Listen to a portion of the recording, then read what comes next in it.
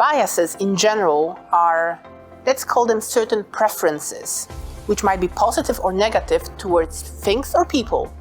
And those biases you can divide into conscious and unconscious. You're particularly interested in those unconscious biases, which occur actually without us knowing about it.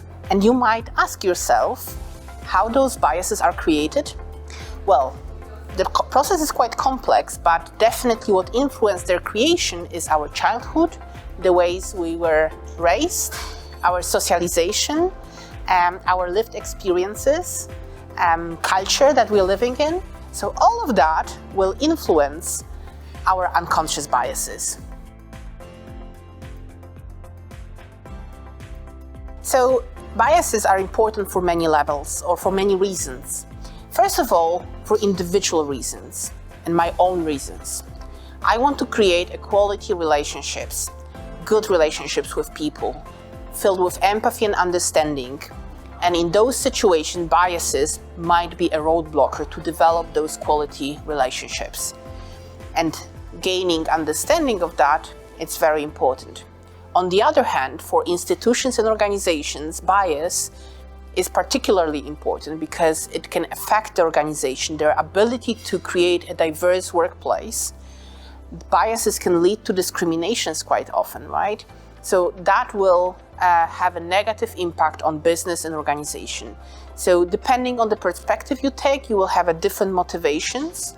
When we talk about these individual motivations, also for leaders, me as a leader, I want to lead inclusively. I want to create a team and a work environment, a culture, which includes everyone. And bias can be a serious obstacle to overcome to make that happen. So all in all, many perspectives on why it's important, but I have no doubts it is for everyone and for businesses. Depending on the educator, depending on the book, depending on the training you will take, you will find different tools, different methodologies to identify biases. For me, the most practical is the one that divides biases into 3 traps, or actually 3 situations where the likelihood that biases will be used and leveraged.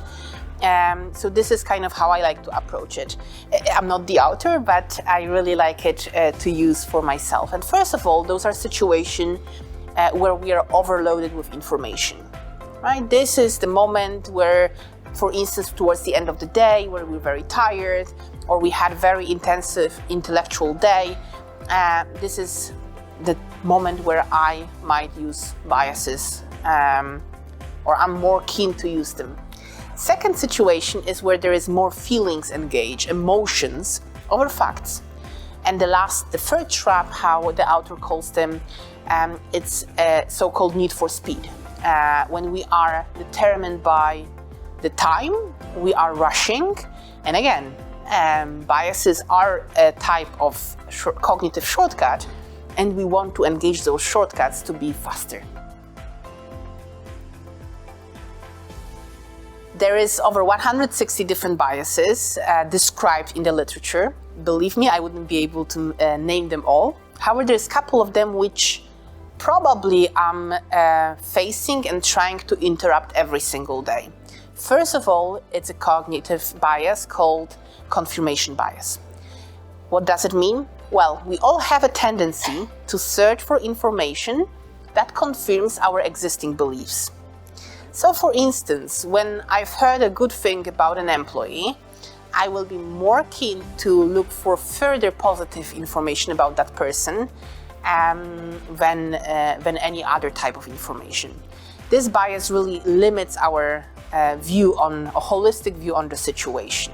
Other bias which we're all experiencing regularly, it's a safety bias. Well, we as humans are wired to survive, and safety bias, it's part of that narrative, right? We have a tendency to choose things, people who are safe to us, because that increases our likelihood to survive. I know maybe this vocabulary sounds weird in the 21st century, but well, from the evolution perspective, this is still the conversation we should have. And that safety bias is also leading to our likelihood or high likelihood of engaging similarity bias. We are having a tendency to surround ourselves to choose things that are similar to us on many levels, being on the way we look, be it on the educational level, the same school we went to, or our ethnicity or gender, because we believe or we have believed that things similar to us are safe. Well, we cannot fully remove bias from our life. We're human, and that's why we have biases. What we want to do, however, is to reduce their impact. We want to interrupt them in the meaningful moments. And here, what's the first step, which is applicable for many situations in our life, it's self-awareness, knowing oneself. I know myself, how I react in certain situations, and that gives me a very powerful tool to start my being anti-bias journey. So that's a general first step. I think developing our self-awareness, it's absolutely necessary to do that. And by that, we also mean knowing which of the three traps we talked about earlier, being information overload, be it emotions over facts or need for speed, are our default moments to engage biases. So that's the first step. What's next? When we know what's happening, learning to be present, embracing our presence, mindfulness, very popular buzzwords these days, but also that can help us to be present and know when to pause. And that pause can really look in different ways. Sometimes it might be, hey, let's wait till tomorrow before we take that decision. Let's take a long walk and then return to the conversation. Maybe it's about having a 5 minutes coffee or bio break, or maybe it's about having this mental break for myself, taking a couple of deep breaths, and then, okay, now I'm ready to do that. And then getting curious about yourself. What's happening here? What do I actually know? What facts I'm missing? Which are facts, which are emotions? So really asking yourself questions to have a better understanding of the situation we are in. And then when we are in that space of self-awareness, pausing, getting curious, if we have the opportunity of engaging other people, it's absolutely helpful to do that. Bringing the bias to surface, either mentioning my own bias or assumption that I have a bias here, or calling out other people's biases, of course, in the polite and constructive way. It's another way of doing that. You can also see it as a process, right? It's not one or the other, but you go step by step through that. Here, we need to think about organizational processes and procedures, how the recruitment process is designed, how the promotions works and how it's designed. How do we choose candidates for the roles? Do we have a panel? How do we take important decisions for the company? Do we use any structural approach for that, like decision metrics?